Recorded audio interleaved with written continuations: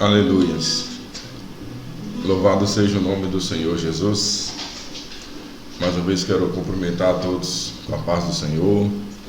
Vamos estar iniciando o nosso estudo da Palavra de Deus. Nós estamos fazendo um estudo expositivo no Evangelho de Mateus, no capítulo de número 10. Hoje nós vamos falar a parte 2, que iniciamos domingo passado, a parte 1. Ficamos apenas no versículo 1 de Mateus 10, 1. E vimos ali o Senhor Jesus chamando os discípulos, nos mostrando que os líderes da igreja do Senhor são chamados por Ele, são escolhidos por Ele. Não tem nada a ver questão hereditária, não tem nada a ver questão de questões financeiras, que o ministério não pode ser comprado e nem herdado por herança. Vimos que o Senhor deu autoridade espiritual para os seus líderes, mostrando que Ele capacita a sua liderança. E vimos que aqueles que têm autoridade espiritual são reconhecidos no mundo espiritual. Hoje nós vamos então ficar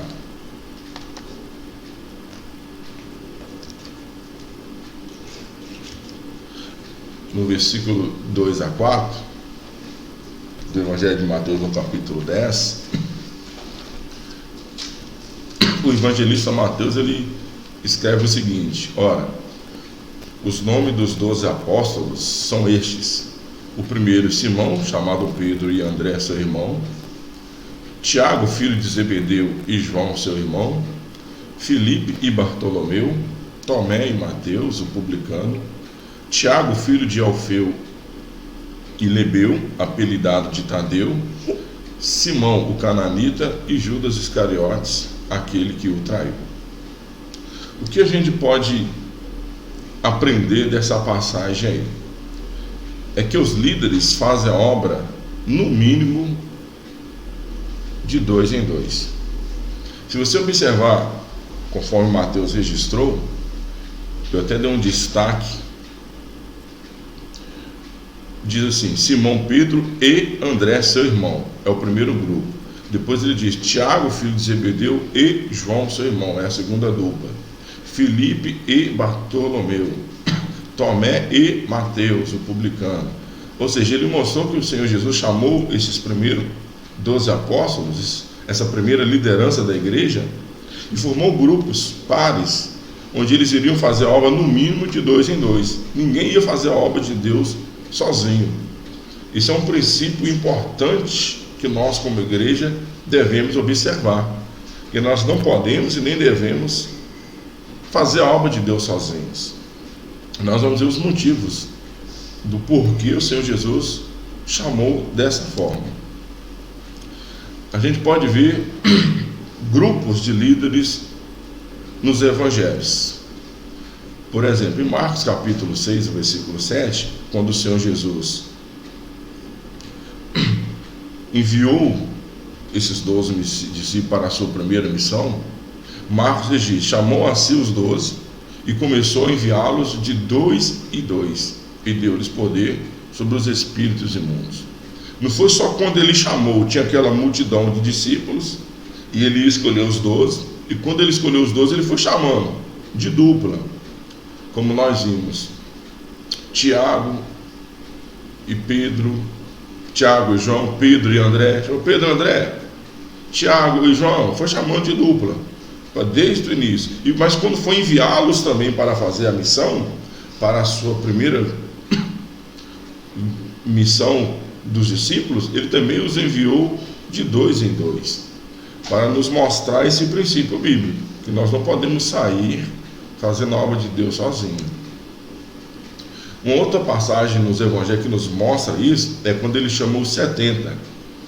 E 70 foi um outro grupo de líderes que ele chamou além dos 12. Ele chamou depois outros 70 discípulos para fazer também a sua obra, para sair por todo Israel pregando o evangelho. E como ele enviou os 70? Diz assim Lucas 10, 1: e depois disso designou o Senhor ainda outros 70 e mandou-os adiante da sua face, de 2 em 2, a todas as cidades e lugares aonde ele havia de ir. Então, mais uma vez aqui, o Senhor Jesus envia discípulos, obreiros, líderes, e os envia também de 2 em 2, para nos mostrar esse princípio, que a gente não pode sair fazendo a obra de Deus sozinho. Muitas vezes acontece, pessoas querem fazer a obra de Deus, saem de casa sozinho, não leva ninguém com ele. É um princípio bíblico que ele está negligenciando. Se o próprio Senhor Jesus nos manda de 2 em 2, é porque deve haver um motivo. Por isso nós temos que ser obedientes à palavra de Deus. Não é apenas de 2 em 2, é no mínimo de 2 em 2. Se for 3, 4, 5, melhor. Mas a questão é que a gente não pode ir sozinho. Não podemos fazer a obra de Deus sozinho, em hipótese alguma. Regra geral, melhor dizendo. Nós vemos no caso da filha de Jairo, Marcos 5, 37. Quando ele para e diz a Jairo que iria na casa dele para ressuscitar a sua filha. Ele diz: e não permitiu que alguém o seguisse, a não ser Pedro, Tiago e João, irmão de Tiago. Chegou um momento na caminhada, quando Jairo para, recebe a notícia que a sua filha tinha morrido. Havia uma multidão acompanhando a Jesus. Daquele momento em diante, Jesus disse à multidão: vocês não vão. Daqui para frente, eu vou ir à casa de Jairo e ressuscitar a sua filha. Só que quando ele foi, ele também levou Pedro, Tiago e João. Não que ele, Jesus, precisasse, mas para nos dar o exemplo. Para mostrar que não podemos ir fazer a obra de Deus sozinho. Tem que haver alguém junto. Tem que haver mais pessoas conosco para estar nos ajudando para fazer a obra do Senhor. Ele poderia ir sozinho. Ele é o autor da vida. Mas ele chamou Pedro, Tiago e João para nos mostrar, para nos dar o exemplo. Um outro momento que os evangelhos mostram isso é na transfiguração. Quando o Senhor Jesus sobe a um monte, ele se transfigura diante de alguns dos seus apóstolos. Diz assim o texto: e 6 dias depois, Jesus tomou consigo a Pedro, a Tiago e a João, e os levou sós, em particular, a um alto monte, e transfigurou-se diante deles. Então, mais uma vez, quando o Senhor Jesus subiu ao monte para orar, o objetivo dele foi isso, diz Lucas, que ele subiu a um alto monte para orar. Ele foi lá para isso. Lá em cima ele se transfigurou diante dos discípulos. Mas o objetivo inicial, o que levou ele àquele monte, foi orar. Mas quando ele foi lá orar, ele não foi sozinho. Ele levou João, ele levou Tiago e ele levou Pedro, para nos mostrar que não devemos ir fazer a obra de Deus sozinho. Aí eu vou ir para tal cidade para fazer uma obra evangelística, vou lá pregar na praça, vou lá pregar na feira livre que tem naquela cidade. Excelente obra, Deus nos manda pregar o evangelho, mas não podemos ir sozinho. Vai você e quem? Leve uma outra pessoa com você. Aí eu tenho que orar, interceder pelo Brasil, por minha igreja, pela obra do Senhor. Eu vou no monte pagar o preço. Vai você e quem? Você está indo sozinho? Jesus manda você ir levar alguém com você, para você não ir sozinho. É no mínimo de 2 em 2. A gente vê esse princípio também na preparação da ceia, quando ele vai preparar a sua última Páscoa com os discípulos, onde ele instituiu a ceia do Senhor. Lucas 22:8 diz: e mandou a Pedro e João, dizendo: ide, preparai-nos a Páscoa, para que a comamos. O preparar a Páscoa aqui, na verdade, quando você vai ver o contexto, é ir na casa do dono onde eles fizeram a Páscoa e dizer a ele: ó, o mestre está precisando de um local para celebrar a Páscoa. Prepara o local para ele. E o homem concedeu. Apenas uma pessoa poderia ir lá e dar o recado. Mas até para ir lá dar o recado para esse homem, Jesus mandou 2, Pedro e João. Por mais simples que seja algo que fomos fazer, por mais simples você acha, isso é tão simples para fazer para Deus, nada para Deus é simples. Estamos numa guerra espiritual, então nós temos que cumprir todos os princípios bíblicos. Se o Senhor Jesus mandou de 2 em 2, que façamos então a obra de Deus no mínimo de 2 em 2. Um texto clássico, o caminho de Emaús, quando Jesus tinha sido crucificado, ele ainda não tinha aparecido para todos os seus discípulos. Muitos estavam tristes e ele encontrou alguns no caminho de Emaús. Lucas 2, 24, 13 diz: E eis que no mesmo dia iam 2 deles para uma aldeia que distava de Jerusalém 60 estádios, cujo nome era Emaús. Esse princípio estava tão enraizado nos discípulos que até quando aqui após a morte de Jesus ele ainda não tinha ressuscitado, ou ao menos eles não sabiam que ele tinha ressuscitado, eles estavam tristes, estavam indo para uma outra cidade, mas eles estavam indo de 2 em 2 e já tinham vivido tanta palavra de Deus, a palavra de Deus já estava enraizada em seus corações, já estavam tão habituados que agora eles já estavam andando de 2 a 2. Esse é o princípio bíblico. Sempre tem que ter alguém com a gente trabalhando para a glória do nome do Senhor. A gente pode também observar esses líderes, grupos de líderes em Atos dos Apóstolos. Não foi apenas nos evangelhos. Os evangelhos é o Senhor Jesus ensinando a sua igreja. Atos dos Apóstolos, eu gosto muito de dizer, é a igreja praticando o que aprendeu do próprio Senhor Jesus. E em Atos a gente pode observar a igreja praticando esse princípio. Os líderes sempre estavam em grupos. No início, Atos 1,14, quando eles descem do monte e descem para a cidade, diz: E entrando, subiram ao cenáculo onde habitavam Pedro e Tiago, João e André, Filipe e Tomé, Bartolomeu e Mateus, Tiago, filho de Alfeu, Simão Zelote e Judas, irmão de Tiago.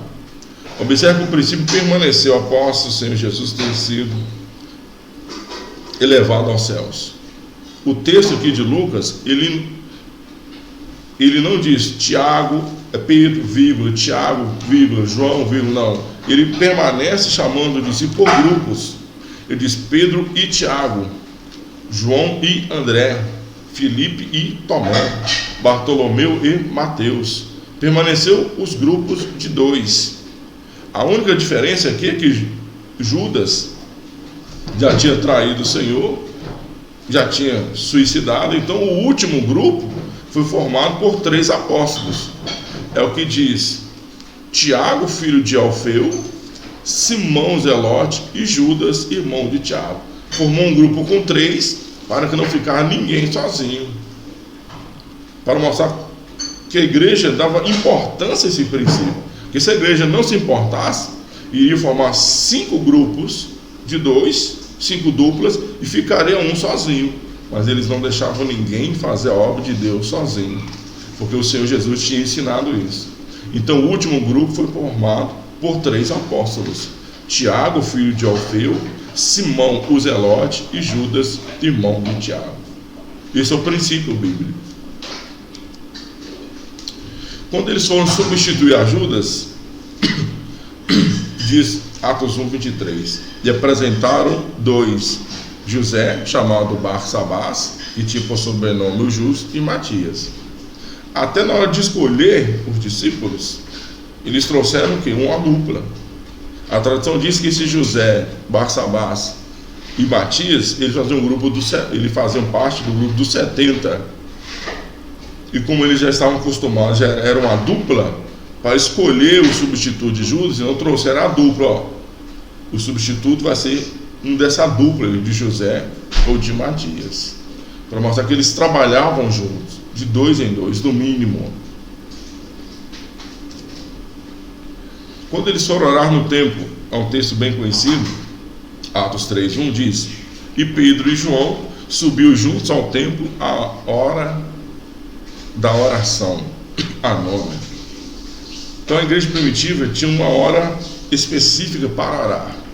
Os líderes pelo menos tinham. E nessa hora de subir para a oração, talvez não dava para todo mundo ir, mas sempre tinha um representante lá. Mas quando subiam, ia no mínimo uma dupla. Diz o texto que Pedro e João, porque eles não andavam sozinhos, sempre estavam de 2 em 2, no mínimo. quando eles estavam no Sinédrio, diz: respondendo, porém, Pedro e João lhes disseram: julgai vós se é justo diante de Deus ouvir-vos antes a vós do que a Deus. Eles estavam no Sinédrio sendo julgados porque tinham curado o paralítico, estavam ensinando o nome de Jesus.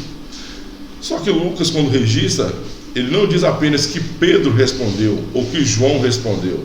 Ele diz: respondendo, porém, Pedro e João. Apesar de ter apenas um interlocutor, apenas um deles que falou diretamente ao Sinédrio, mas aqui o Espírito Santo, usando Lucas, diz que quem deu a resposta foi Pedro e João. Foram os dois. Por quê? Porque era uma dupla. Porque era assim que se fazia a obra de Deus. É assim que tem que se fazer a obra do Senhor, sempre acompanhado de mais pessoas. Em Samaria, ela recebeu a palavra de Deus por Filipe. Filipe foi, pregou, as pessoas creram em Cristo, foram batizados no nome de Jesus, passaram pelo batismo nas águas, contudo não receberam o batismo do Espírito Santo. Quando a igreja de Jerusalém ouviu que Samaria recebeu o evangelho, eles enviaram os líderes lá, e enviar algum apóstolo para ir lá fiscalizar a obra, ver como que a obra estava andando. E como a igreja fez isso? Diz assim: os apóstolos, pois, que estavam em Jerusalém, ouvindo que Samaria recebera a palavra de Deus, enviaram para lá Pedro e João. Eles tinham que enviar alguém para supervisionar, para ver como é que a obra estava. Então eles enviaram no mínimo uma dupla, Pedro e João. Quantas vezes isso acontece hoje em dia? A igreja envia apenas um obreiro. Temos que ir na congregação, ver como é que está lá a congregação, e manda um obreiro para lá para ver. É no mínimo 2. Diz o texto que eles enviaram Pedro e João. Esse é o princípio bíblico. A igreja em Antioquia, Atos 11, 22 e 25, diz assim: que Antioquia também recebeu a palavra de Deus após a morte de Estevão, e foi a primeira igreja formada fora de Jerusalém. Diz o texto: chegou a fama dessas coisas aos ouvidos da igreja que estava em Jerusalém, e enviaram Barnabé a Antioquia. E partiu Barnabé para Tarso a buscar Saulo, e achando-o, o conduziu para Antioquia. Então, agora, o mesmo que aconteceu em Samaria, aconteceu agora em Antioquia. E eles enviaram então Barnabé.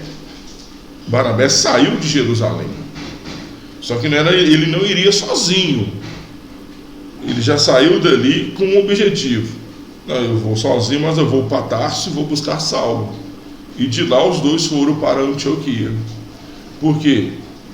Tinha que haver no mínimo 2.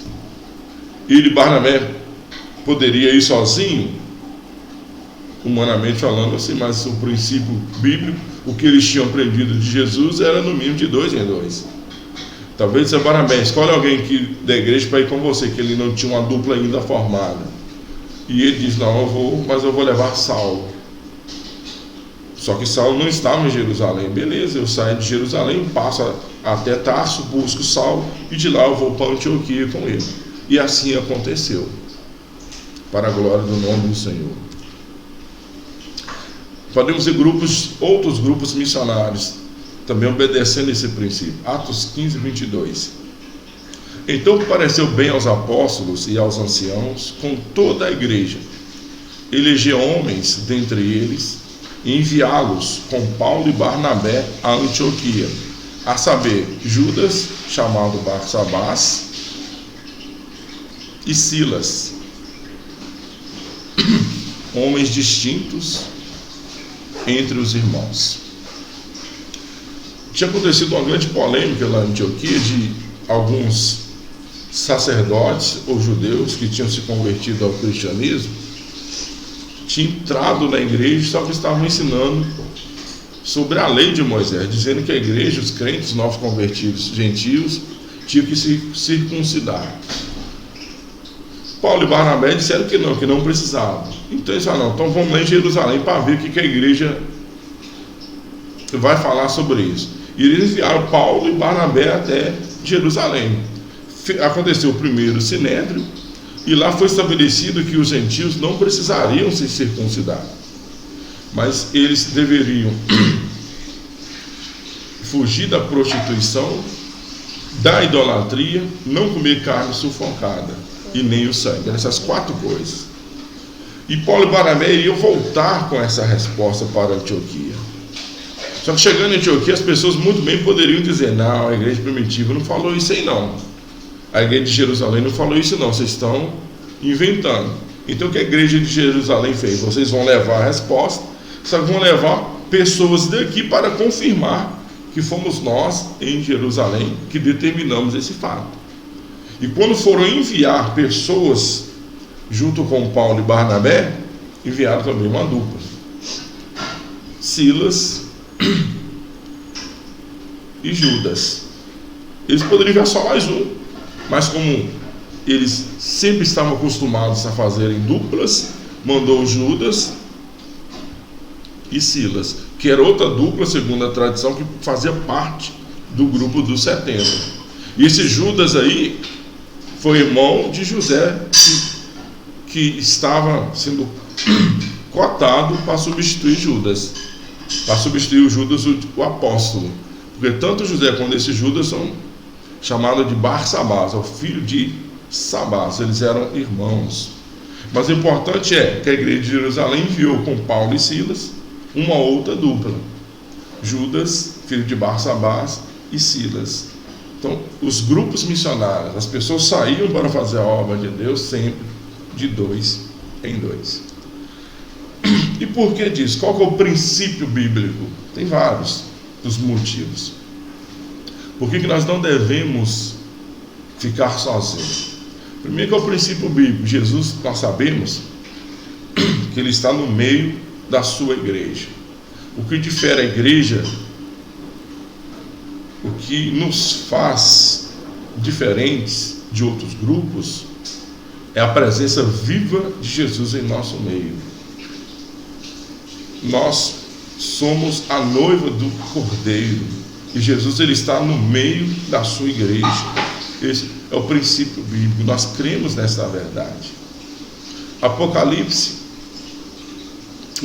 o capítulo 1, versículo 13 e o 20 diz: quando João, lá em Apocalipse, teve a visão, e no meio dos 7 cartiçais, um semelhante ao Filho do Homem, vestido até aos pés de uma roupa comprida e cingido pelos peitos com um cinto de couro. O versículo 20 diz: as 7 estrelas são os anjos das 7 igrejas, e os 7 cartiçais que vi são as 7 igrejas. O que João viu? O início ele diz: no meio dos 7 cartiçais, ele viu o Filho do Homem, que era Jesus. Ele viu Jesus no meio de 7 cartiçais. E o anjo diz a João que esses 7 cartiçais eram as 7 igrejas. Mostra que Jesus está no meio da sua igreja. Ele está no meio do seu povo. Aonde a igreja de Cristo se reúne, ele se faz presente. Aonde a igreja de Cristo está, ele está no meio. Ele não está preso a templos, a paredes, não, ele fica no meio do seu povo. No meio dessa pandemia, onde nós não podemos reunir em nossos templos, fazemos as nossas reuniões online, nesse momento Jesus está conosco, ele está em nosso meio. Ele está comigo aqui, onde estou transmitindo, está com você aí na sua casa. Essa é a verdade bíblica. Cremos no poder do Evangelho. Ele está no meio dos 7 cartiçais. Ele está no meio da sua igreja.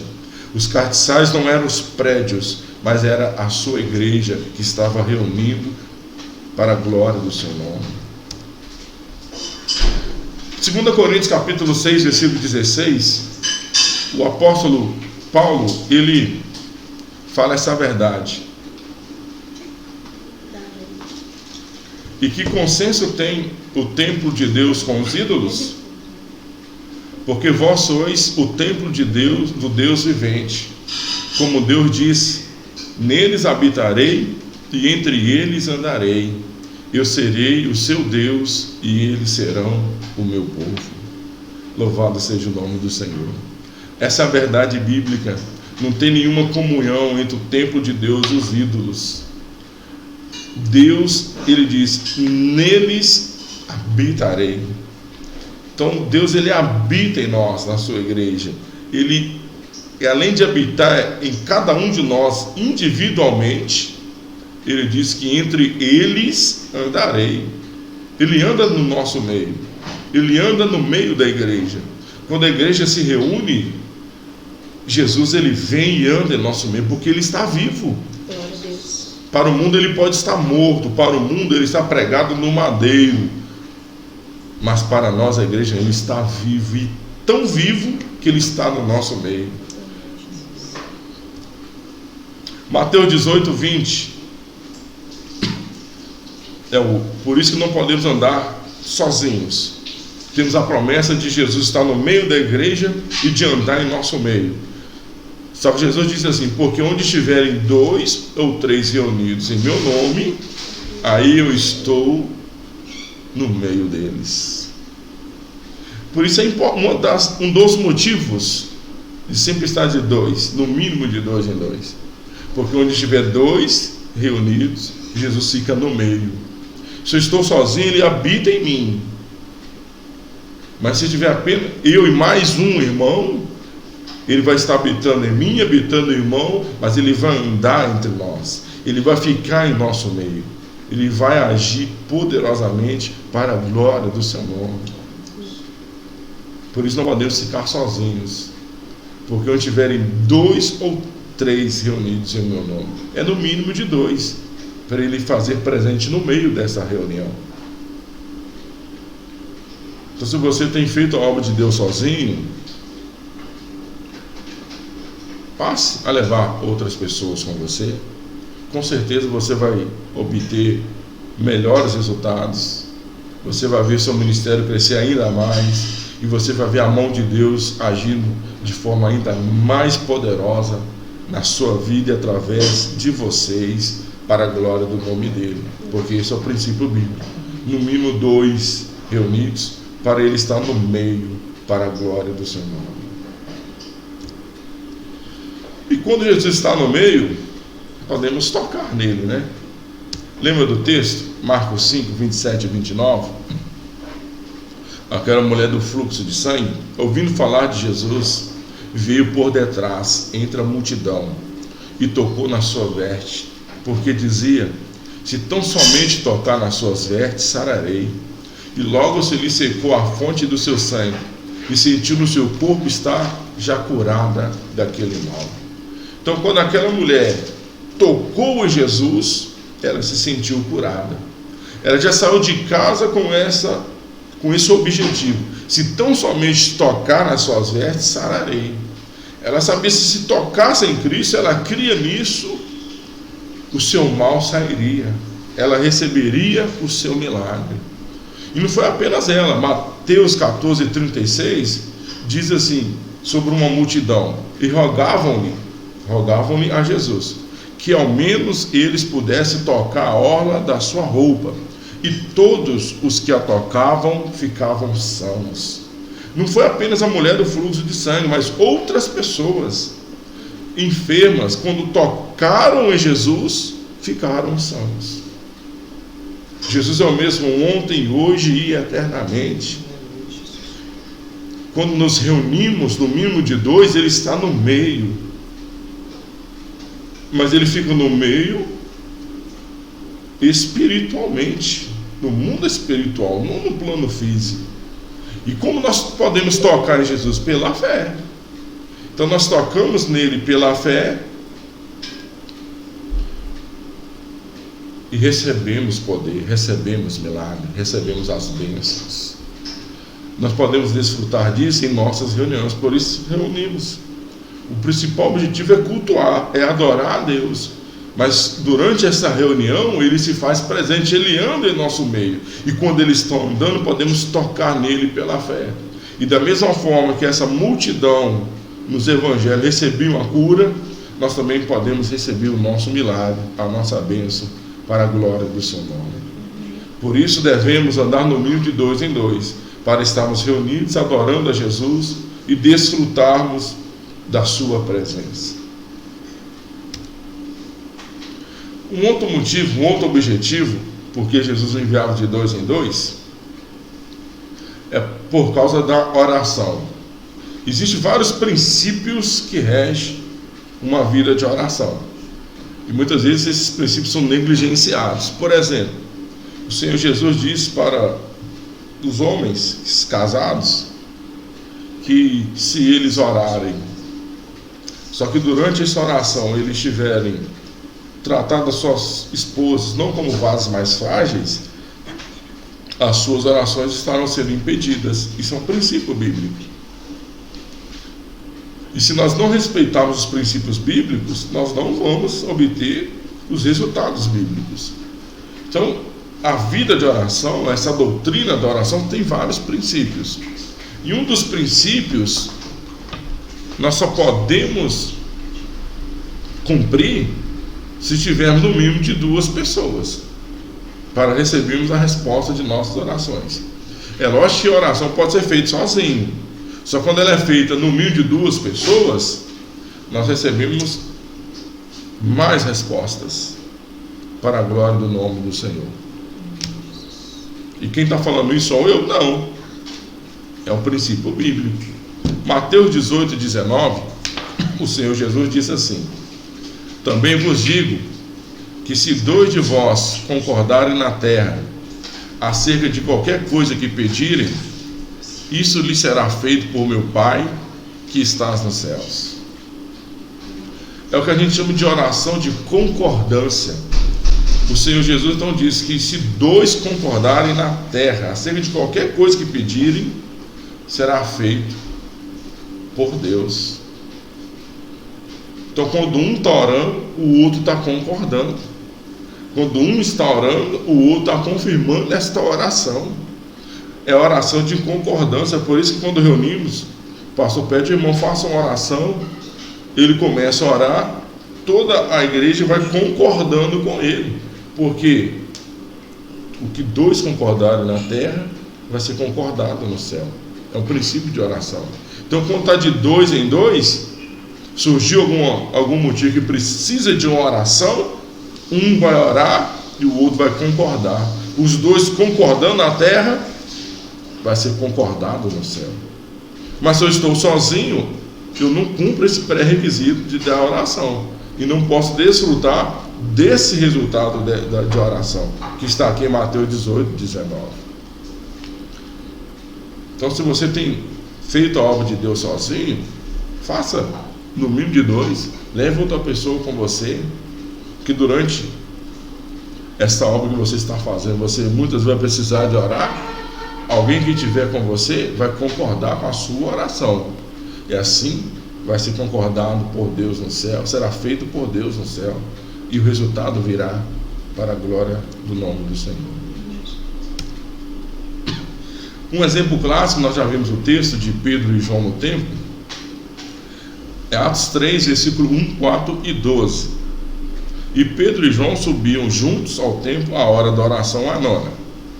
E Pedro com João, olha o que diz o texto, Pedro com João fitando os olhos nele. Então os 2 olharam para o coxo na porta do templo chamado Formosa. Diz, olha para nós, sempre plural, para os 2. E quando Pedro viu isso, disse ao povo, homens israelitas, por que vos maravilhais disso? Ou por que olhais tanto para nós, como se por nosso próprio poder ou santidade fizesse mandar este homem? O versículo 12, quando Pedro entra no templo com João e o paralítico já curado, a multidão foi para perto deles. Então Pedro diz, por que olhai tanto para nós? Ele não diz para mim, porque ele sabia que o instrumento que Deus usou para curar o coxo não foi apenas ele, foi ele e João. Porque olha para nós, como se pelo nosso próprio poder, sempre no plural. Porque quando você olha o texto, Pedro fala diretamente com o paralítico, com o coxo. Mas quando ele orava, João estava do lado, concordando com ele.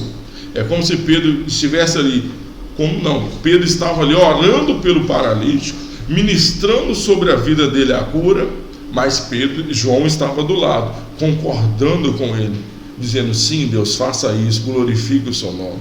É a oração de concordância. Por isso o resultado veio, porque estavam orando de dois. Isso é importante. Muitas vezes não desfrutamos dos resultados bíblicos porque não praticamos os princípios bíblicos. Os discípulos cumpriram tudo quanto Jesus ensinou. Por isso é que em Atos 3 puderam desfrutar desse milagre. E desse milagre, mais 5.000 se converteram ao Senhor. Por quê? Eles cumpriram esse princípio bíblico simples, de estar de dois em dois, orando de dois. Pedro orou, João concordou e o moço foi curado. E o nome do Senhor foi glorificado por causa disso. Um outro exemplo, Atos 16, 25 e 26, Paulo e Silas na prisão, todos nós conhecemos o texto. Tem muitos hinos que contam essa história. E diz assim: e perto da meia-noite, Paulo e Silas oravam e cantavam hinos a Deus, e os outros presos os escutavam. E de repente sobreveio um tão grande terremoto que os alicerces do cárcere se moveram, e logo se abriram todas as portas e foram soltas as prisões de todos. Por mais que às vezes a gente canta hino que coloca Silas numa posição de questionar, de murmurar, ou hinos que falam apenas de Paulo nesse episódio, o texto bíblico já diz: Paulo e Silas oravam, no plural, os dois oravam. Primeiro, eles não apenas cantavam, como muita gente acha, que o terremoto vai acontecer, o milagre vai quando você estiver cantando. O texto não diz que eles apenas cantavam. Eles cantavam, só que eles oravam e cantavam. E a oração não foi só Paulo, não foi só Silas, foi os dois. Eles oravam, Paulo e Silas oravam. E quando dois oram, quando dois concordam por qualquer coisa na terra, o que o Senhor Jesus diz? Que será feito por Deus nos céus. Então eles presos no Império Romano, foi o pior império que o mundo já pôde ver. Era quase que impossível você sair ou fugir de uma prisão romana. Só que nada é impossível para Deus. E quando dois concordam na terra, Deus cumpre no céu para glorificar o seu nome. Estamos vivendo nesse meio dessa pandemia, onde pessoas estão desesperadas, com medo de perder a vida, pessoas acamadas, muitos estão perdendo a sua vida, mas para Deus não há impossível. Se dois concordarem na terra, é feito por Deus no céu. Não sei a sua luta, não sei a sua dificuldade, não sei o seu problema, passe a fazer a oração de concordância, chame um outro irmão, uma outra pessoa para orar com você nesse mesmo propósito. Concorde na terra com alguém, peça alguém para concordar com você o seu milagre, a sua bênção, a sua providência, e será feito no céu para a glória do nome do Senhor. Esse é o segundo motivo pelo qual Jesus enviava de dois em dois. O primeiro é para ele estar no meio, andando entre eles, porque quando tiver dois ou três reunidos, ele está no meio. E o segundo motivo é por causa de resposta de oração. Onde dois concordarem na terra, é feito por Deus nos céus. Então cumpra esse princípio bíblico e você vai receber os resultados bíblicos em o nome de Jesus. Um outro motivo de estar no mínimo de dois é por causa da defesa contra acusações. Desde o início do ministério, quando Jesus começou a chamar os seus discípulos, a sua igreja, ele já mostrou que nós seríamos perseguidos. No Sermão da Montanha, ou das Bem-aventuranças, ele diz: bem-aventurados sois vós, quando vos injuriarem e perseguirem, e mentindo disserem todo o mal contra vós, por minha causa. Então Jesus deixou claro que isso vai acontecer, e que nós somos bem-aventurados por isso, quando eles nos injuriarem, quando eles nos perseguirem, e ele acrescenta: quando eles, mentindo, disserem todo o mal contra nós, por causa dele. Então ele deixou claro que nós seríamos acusados falsamente. Eu deixo bem claro que falsamente, porque se nós somos pedra de tropeço, estamos contrários ao Evangelho. Mas Jesus disse que eles vão mentir, dizendo todo o mal contra nós. Eles vão te caluniar, eles vão atacar a sua reputação, vão falar que viu você fazendo coisas que você não fez, vão falar que você falou coisas que você não falou. Eles vão te acusar, vão acusar a igreja de Cristo. Então nós temos que nos defender dessas falsas acusações. E como fazer isso? João 8,13, o Senhor Jesus diz, o texto diz, quando Jesus estava falando com a multidão: disseram-lhe, pois, os fariseus: tu testifica de ti mesmo, o teu testemunho não é verdadeiro. Aí Jesus responde: e na vossa lei está também escrito que o testemunho de 2 homens é verdadeiro. Então Jesus deixou claro, ele evocou um princípio bíblico, um princípio da lei, que o testemunho de 2 homens era verdadeiro. No contexto aqui, a segunda pessoa que Jesus chamou para testificar de si mesmo era o Pai. Então ele e o Pai testificavam dele mesmo, então o testemunho dele era verdadeiro. Então, se nós estamos andando de 2, o testemunho de 2 são verdadeiros. Então, quando alguém me acusar de eu ter feito algo que eu não fiz, eu tenho alguém do meu lado que vai confirmar: não, ele não fez isso. Nós vamos, é como quando ele enviou os discípulos para prepararem a ceia. Ele enviou Pedro e João. Vamos imaginar que quando eles chegaram na casa, um falou: não vou permitir que o Senhor Jesus faça a Páscoa aqui em casa. E se eu começasse a caluniar, dizendo que, por exemplo, Pedro tinha xingado ele, tinha ofendido, fosse até Jesus e falado: ó, Jesus, seu discípulo foi lá em casa, pediu para fazer a Páscoa lá, não vou deixar. Quando eu disse não, Pedro começou a me agredir verbalmente e fisicamente. Vamos imaginar essa história. Aí Pedro ia dizer: não, eu não fiz isso. Isso é palavra de um contra o outro, se Pedro estivesse sozinho. Mas no caso foi ele e João. Se esse homem, mentindo, fizesse essa falsa acusação, João iria dizer: não, Senhor Jesus, isso não aconteceu, eu estava junto. Pedro em nenhum momento gritou e muito menos o agrediu fisicamente. Esse homem está mentindo. Então, é muito importante ter pessoas com a gente que o testemunho de 2 homens é verdadeiro, diz o texto. Eu tenho que ter uma outra pessoa junto comigo para servir de defesa contra essas falsas acusações. Porque o mundo vai nos acusar. O mundo vai mentir e dizer todo o mal contra nós por causa do Senhor Jesus. Ele mesmo já nos alertou para isso. E se eu estou sozinho, muitas vezes não vai ter como provar que as pessoas estão mentindo. Mas se tem uma outra pessoa junto comigo, essa outra pessoa, ela vai confirmar a minha história. Então é importante estar no mínimo de 2, porque essa outra pessoa vai me defender.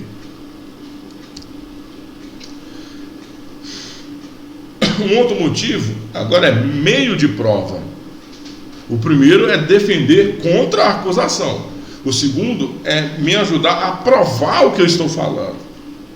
1 Timóteo 5,19, quando Paulo fala sobre os presbíteros, ele diz assim: não aceites acusação contra o presbítero, senão com 2 ou 3 testemunhas.